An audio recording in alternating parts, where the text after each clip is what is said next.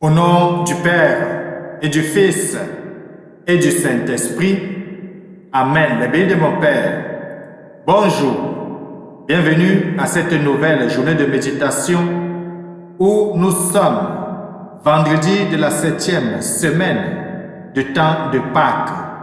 Nous avançons progressivement vers le jour de la Pentecôte et j'imagine que chacun de nous sommes en plein neuvaine et que nous sommes en train d'expérimenter la neuvaine accompagnée d'un jeûne, le jeûne à eau, le jeûne à fruits et peut-être dans quelques jours un jeûne tout simplement à eau et un jeûne à sec.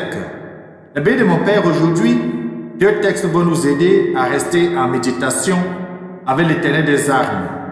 Le livre des Actes des Apôtres au chapitre 25, les versets 13 à 21, dans lequel nous allons voir comment on va désigner Paul comme une certaine personne qui parle d'un certain Jésus qui est mort, mais dont Paul affirme que Jésus est en vie. Eh bien, mon Père, cela nous montre déjà l'image que l'on a des chrétiens à cette époque-là et l'image qu'on a de chrétiens aujourd'hui, nous qui affirmons haut et fort la résurrection de notre Seigneur Jésus-Christ, lui qui est éternellement vivant.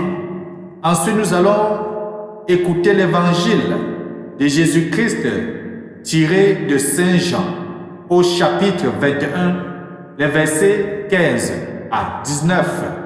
Dans ce passage de l'évangile, nous allons voir comment 3 fois de suite Jésus va demander à Pierre que Pierre soit le berger de ses agneaux, que Pierre soit le pasteur de ses brebis.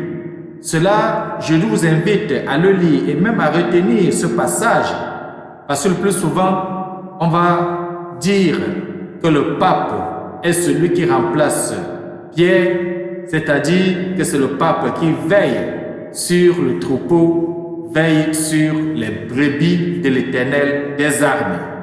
Tournons nos sens maintenant à l'intérieur. Apprêtons nos différents textes bibliques et à partir d'aujourd'hui, commençons dans nos méditations à invoquer l'Esprit Saint qui vient habiter en nous. Bienvenue. Esprit créateur,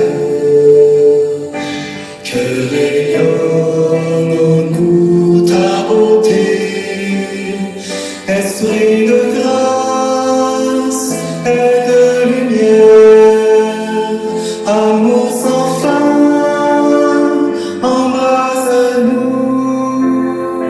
Tournons-nous vers l'Éternel des armées et prions. Seigneur, pour nous ouvrir la vie éternelle, tu as exalté ton Christ dans la gloire et tu nous as envoyé ton esprit, l'esprit de lumière. Fais qu'en participant à une telle grâce, nous soyons plus dévoués à te servir et obtenions une plus grande foi par Jésus-Christ, ton Fils bien-aimé, lui qui vit et règne avec toi dans l'unité du Saint-Esprit, Dieu maintenant et pour des siècles et des siècles. Amen. Je nous invite dans le béni de mon Père, chacun à ouvrir sa Bible au texte des Actes des Apôtres au chapitre 25, de lire les versets 13 à 21 et pendant cela, continuons à invoquer l'Esprit Saint. Esprit créateur, que rayonne en nous ta beauté, Esprit de grâce et de lumière, amour sans fin, embrasse-nous. Évangile de Jésus-Christ selon Saint Jean au chapitre 21, les versets 15 à 19.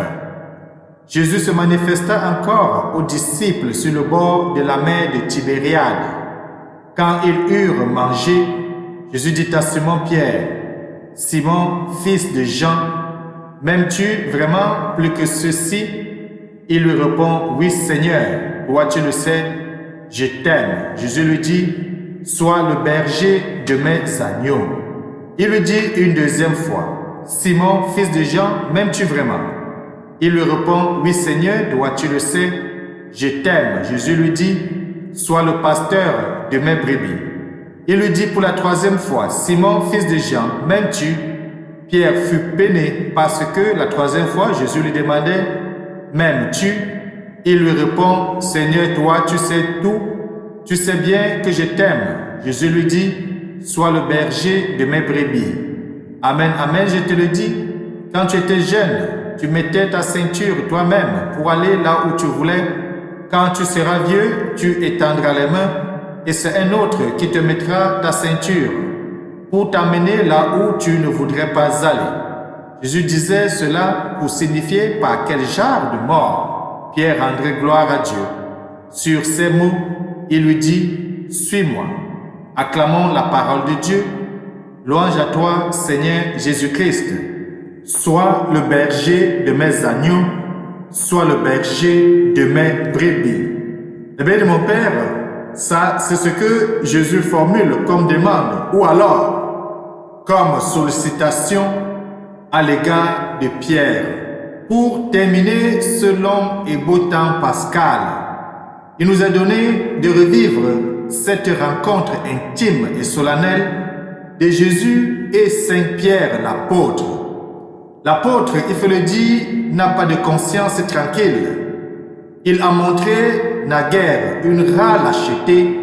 Nous l'avons vu, il a renié le Christ 3 fois de suite lorsque le Christ avait été arrêté au mont des Oliviers.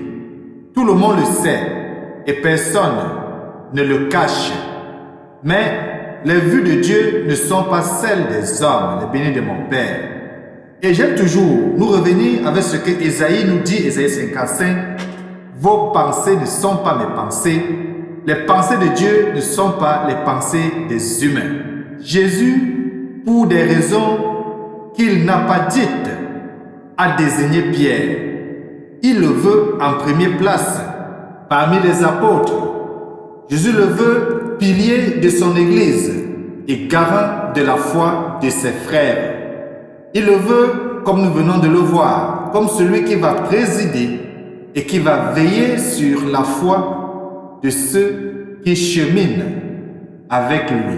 C'est pourquoi le Christ ressuscité au bord du lac investit Pierre de sa charge dans un rituel liturgique tout rempli d'émotions. Après avoir célébré l'Eucharistie, les bénis de mon Père, Jésus, grand prêtre qui vient d'offrir le sacrifice pascal, s'adresse à Pierre et lui demande un engagement personnel en lui posant une seule question qui le sonde à la fois sur la loi, c'est-à-dire le commandement d'amour, et sur son attachement à son Sauveur. Pierre répond solennellement oui, comme le fiancé qui répond à sa fiancée au jour des noces. Ce rituel, nous le savons bien, lorsque nous assistons au mariage, au moment du dialogue et au moment d'échange, de consentement.